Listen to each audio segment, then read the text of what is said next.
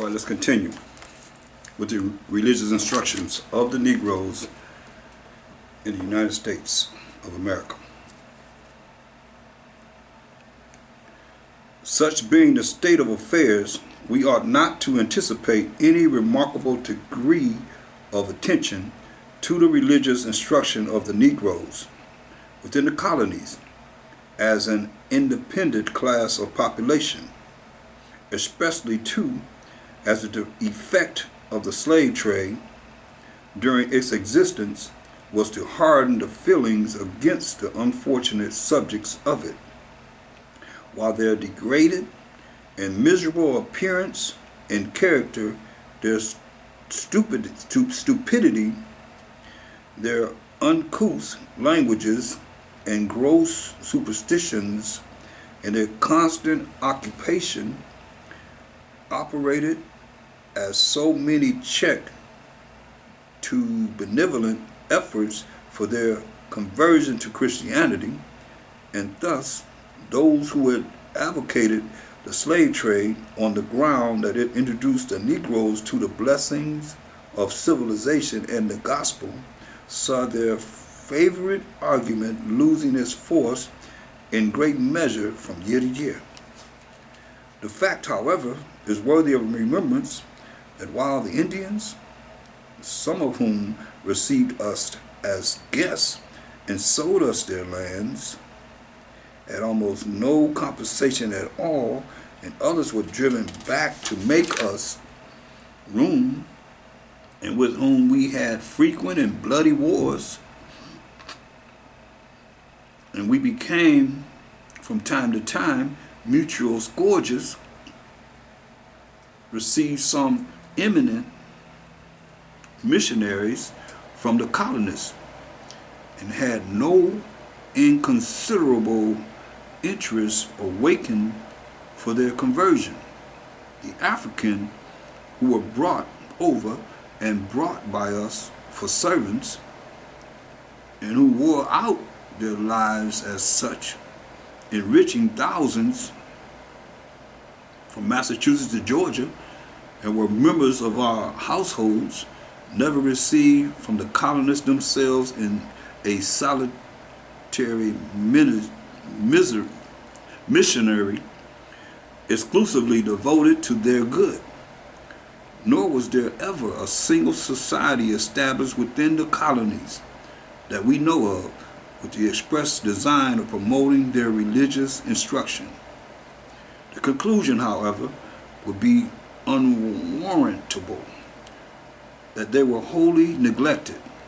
The language of President Davies, that no man cared for their souls, must be received with abatement, but they had attracted the serious attention of societies in Europe and of men eminent for wisdom, learning, and piety, and able appeals were written to promote their religious instruction, and some attempts were made to send over missionaries and also to engage the services of the settled clergy in their behalf.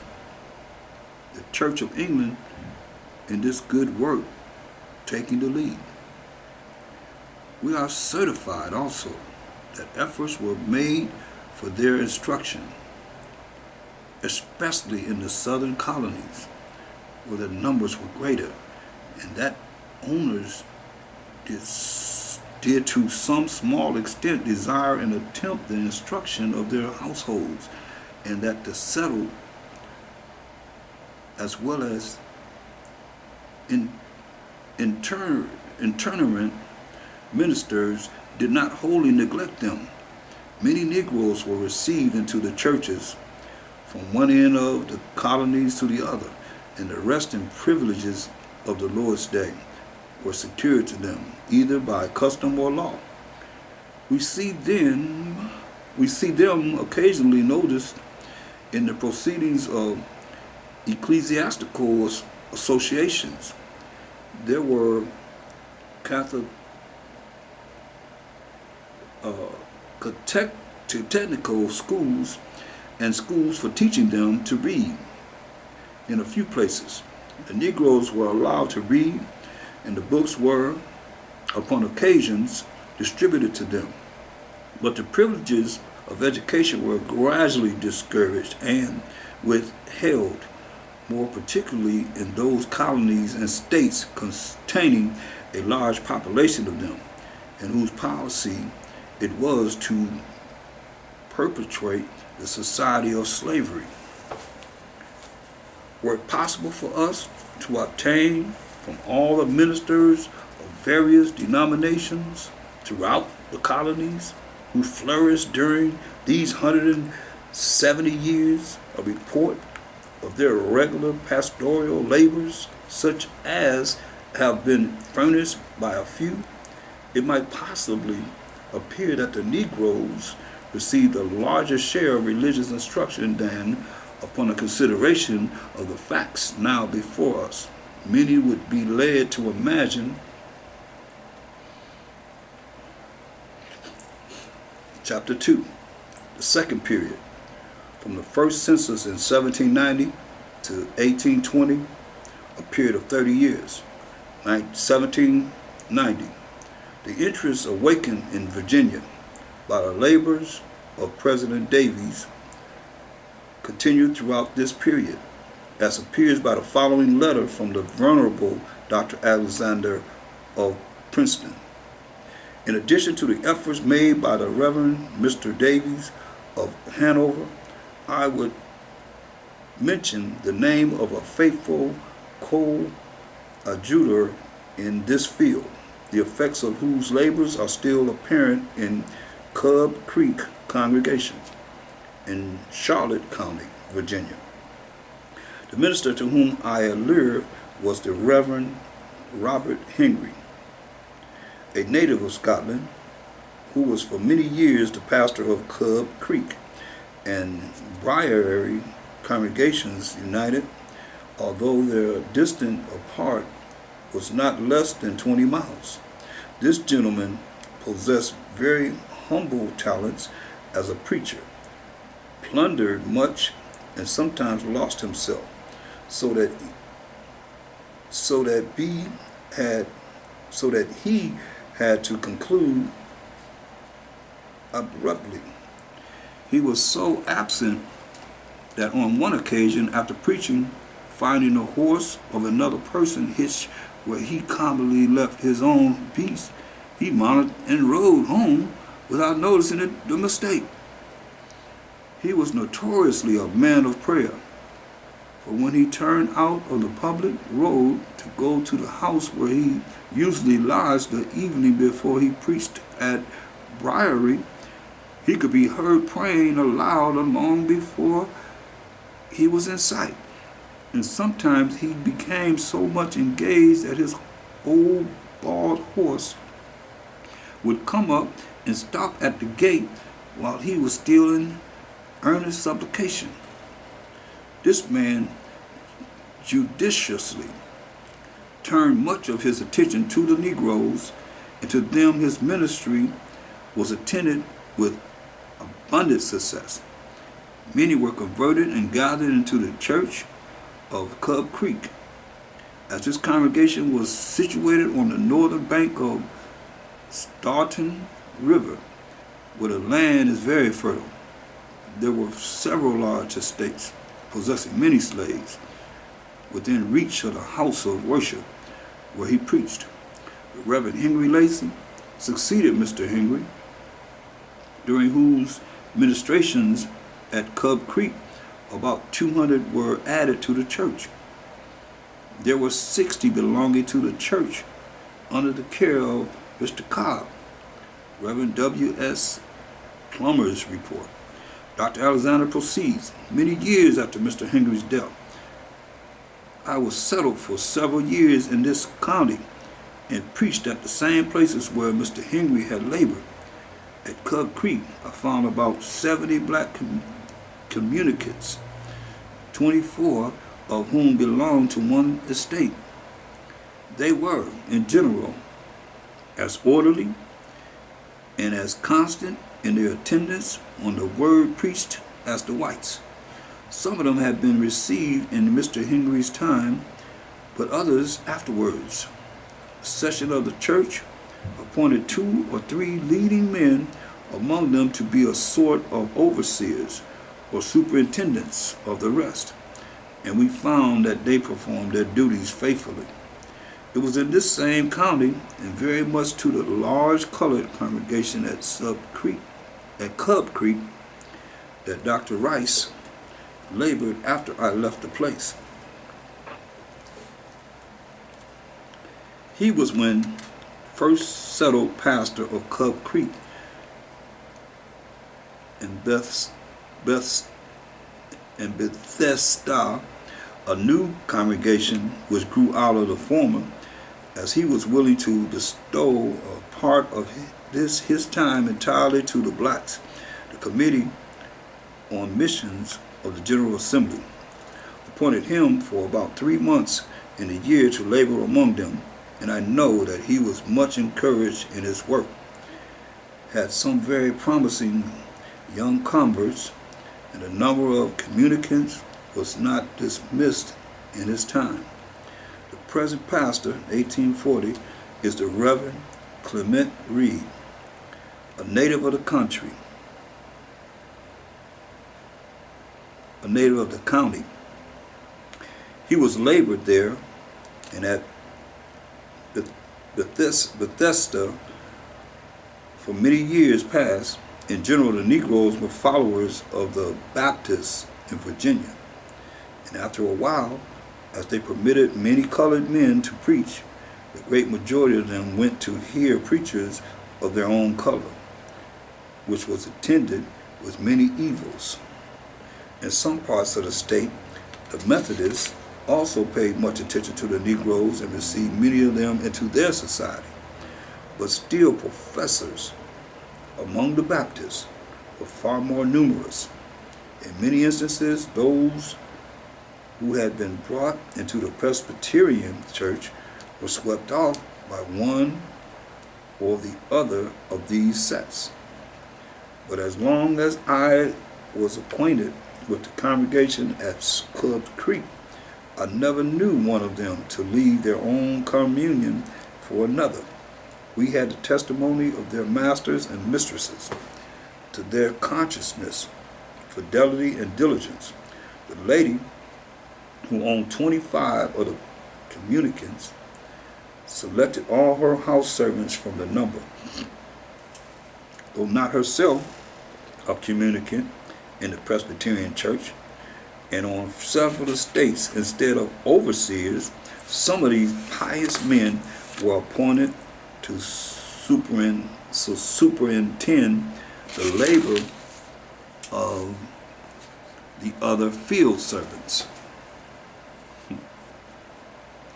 The Reverend Henry Patillo, pastor of the Grassy Creek and New Bush churches in Greenville County, North Carolina, labored successfully among the Negroes about this time, and good effects of whose effects continued to be felt for many years after. Dr. Plummer's report to Synods of North Carolina and Virginia, 1792. Towards the close of this year, the first colored Baptist church in the city of Savannah began to build a place of worship. The corporation of the city gave them a lot for the purpose. The origin of this church, the parent of several others, is briefly as follows. George Leach, sometimes called George Sharp, was born in Virginia about 1750. His master, sometime before the American War, removed and settled in Burke County, Georgia. Mr. Sharp was a Baptist and a deacon in a Baptist church, of which Reverend Matthew Moore was pastor. George was converted and baptized under Mr. Moore's ministry. The church gave him liberty to preach. He began to labor with good success at different plantations. Mr. Sharp gave him his freedom not long after he began to preach. For about 3 years, he preached at Brampton, and Yamacraw in the neighborhood of Savannah. On the evacuation of the country, 1782 and 1783, he went to Jamaica. Previous to his departure, he came up from the vessel lying below the city in the river and baptized an African woman by the name of Kate, belonging to Mrs. Eunice Hogg, and Andrew, his wife Hannah, and Hagar, belonging to the venerable Mr. Jonathan Bryan. The Baptist cause among the Negroes in Jamaica owes its origin to the indefatigable and pious labors of this worthy man, George Leal. It does not come within my design to introduce an account of his efforts in that island. I shall add only that in 1784 he commenced preaching in Kingston and formed a church, and in 1791 had gathered a company of 450 communicants and commenced the erection of a commodious meeting house. It finally cost with steeple and bell $4,000. He was alive in 1810 and about 60 years of age. About 9 months after George Leal left Georgia, Andrew, surnamed Bryan, a man of good sense, great zeal, and some natural elocution, began to exhort his black brethren and friends. He and his followers were reprimanded and forbidden to engage further in religious exercises. He would, however, pray, sing, and encourage his fellow worshippers to seek the Lord. Their persecution was carried to an inhumane extent. Their evening assemblies were broken up, and those found present were punished with stripes. Andrew Bryan and Samson, his brother, converted about a year after him, were twice in prison, and there were about 50 others were whipped. When publicly whipped and bleeding under his wounds, Andrew declared that he rejoiced not only to be whipped, but would freely suffer death for the cause of Jesus Christ, and that while he had life and opportunity, he would continue to preach Christ. He was faithful to his vow, and by patient continuance in well-doing, he put to silence and shamed his adversaries, and influenced advocates and patrons were raised up for him. Liberty was given Andrew by the civil authority to continue his religious meetings under certain regulations. His master gave him the use of his barn at Brampton, 3 miles from Savannah, where he preached for 2 years with little interruption. Not long after Andrew began his ministry, he was visited by the Reverend Thomas Barton, who baptized 18 of his followers on profession of their faith. The next visit was from the Reverend Abraham Marshall of Keokuk, who was accompanied by a young colored preacher by the name of Jesse Peter from the vicinity of Augusta. On the 20th of January, 1788, Mr. Marshall ordained Andrew Bryan, baptized 40 of his hearers, and constituted them with others, 69 in number, a church, of which Andrew was the pastor. Such was the origin of the first colored Baptist church in Savannah. Holcomb's letters, analytical repository, and Benedict's Heist of Baptists, from which the preceding account has been taken. Before dismissing this notice, I cannot forbear introducing the remarks of Dr. Holcomb on Andrew Bryan, written in 1812. Andrew Bryan has long ago not only honorably obtained liberty, but a handsome estate. His fleecy and well-set locks have been bleached by 18 winters, and dressed like a bishop of London. He rides moderately corpulent in his chair, and with manly features of a jetty hue,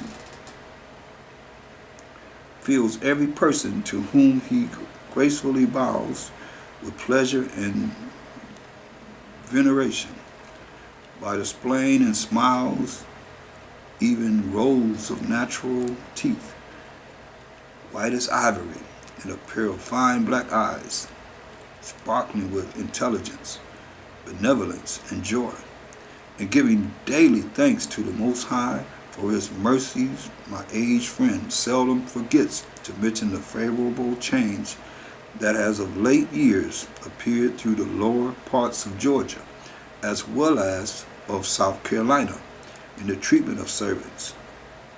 Letter 17. 1793.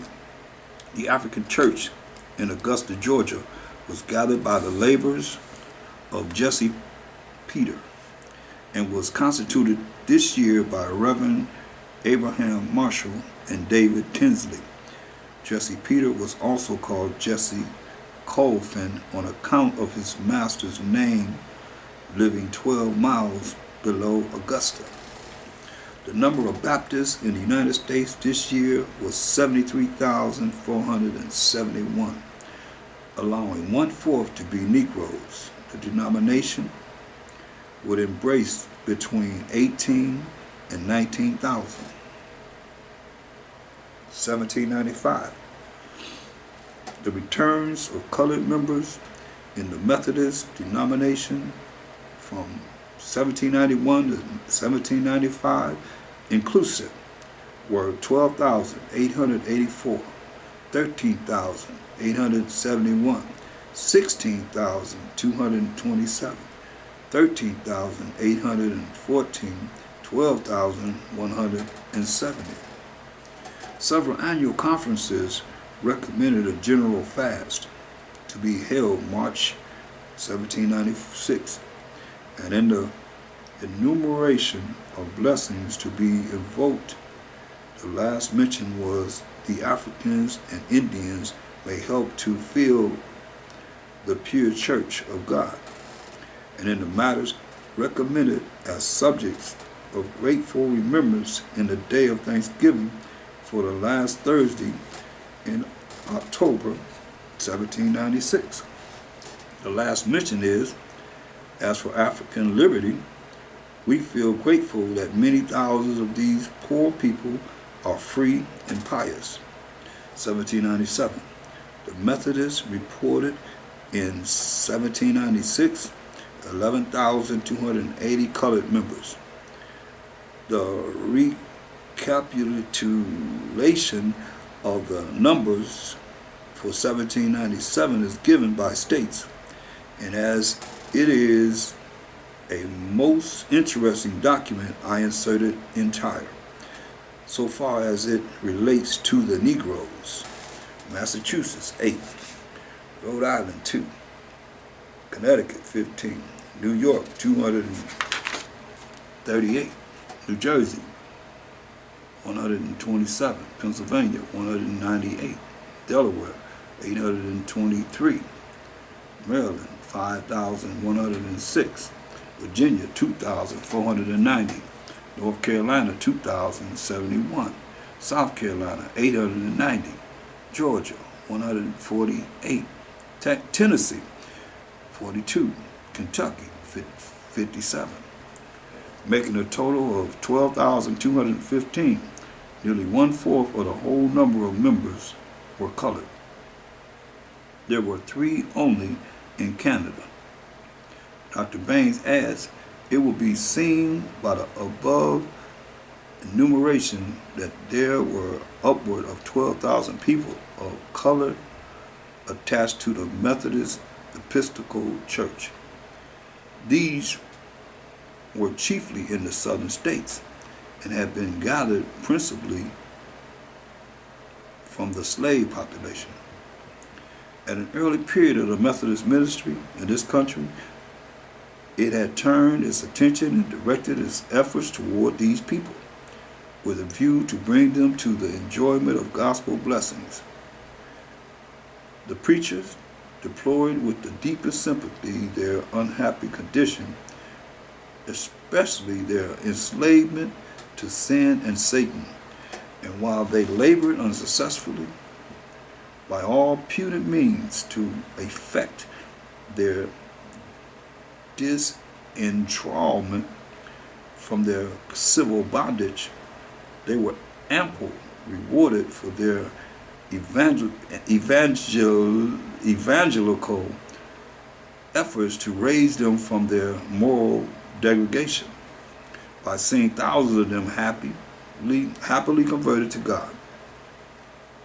These efforts added much to the labor of the preachers, for such was the condition of the slaves that they were not permitted on working days to attend the public administration of the word in company with their masters, and hence the preachers devoted the evenings to their instruction after the customary labors of the day were closed. And although at first there was much aversion manifested by the masters towards these benevolent efforts to elevate the condition of the slaves, yet witnessing the beneficial efforts of the gospel upon their hearts and lives, they gradually yielded their prejudices and encouraged the preachers in their labors, assisted in providing houses to accommodate them in their worship, and otherwise protect them in their religious privileges, while, therefore, the voice of the preachers was not heard in favor of emancipation from their civil bondage, nor their remonstrances against the evils of slavery heeded. The voice of truth addressed to the understandings and consciences of the slaves themselves was often heard with believing and obedient hearts, and made instrumental in their deliverance from the shackles of sin and the bondage of Satan. Those who were thus redeemed were enrolled among the people of God and were consequently entitled to the privileges of the Church of Christ. In some of the northern cities, houses of worship were erected for their special and separate accommodation, and they were put under the pastoral charge of a white preacher, who were generally assisted by such colored local preachers as may have been raised up among themselves. For many such, from time to time, possessing gifts for edification, were licensed to preach the gospel to their colored brethren, and some of these have been eminently useful. In the more southern states, where the municipal regulations in respect to slaves are more severe, some portion of the churches where the white population assemble is usually set apart for the blacks. Their behavior has generally been such as to ensure the confidence of their masters and the protection of their civil rulers, though they labored under the disabilities incident to a state of servitude. 1799. This year is memorable for the commencement of that extraordinary awakening which, taking its rise in Kentucky and spreading in various directions and with different degrees of intensity, was denominated the Great Kentucky Revival. It continued for more than 4 years, and its influence was felt over a large portion of the southern states.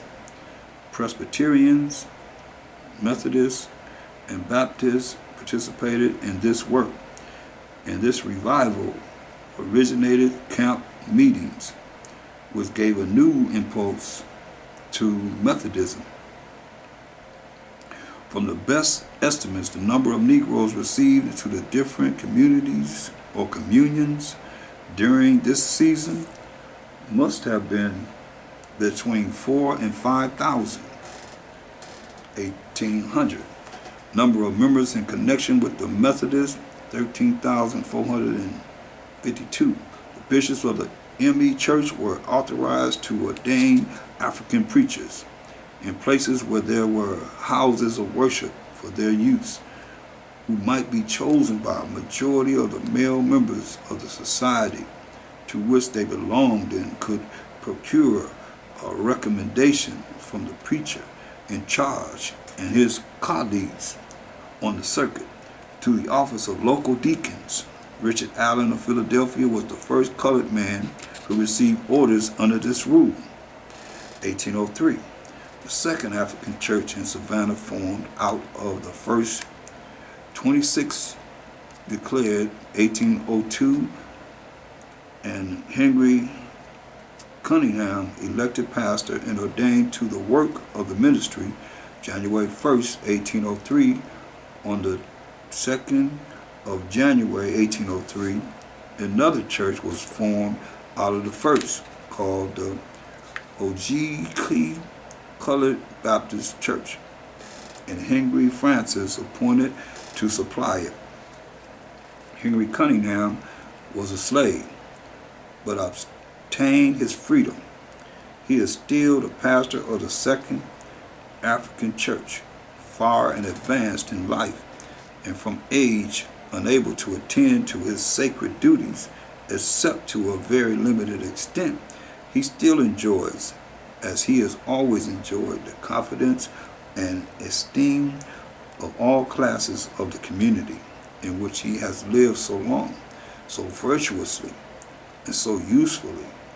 The Methodist conferences reported 22,453 colored members, an increase over the last year of 3,794. This month.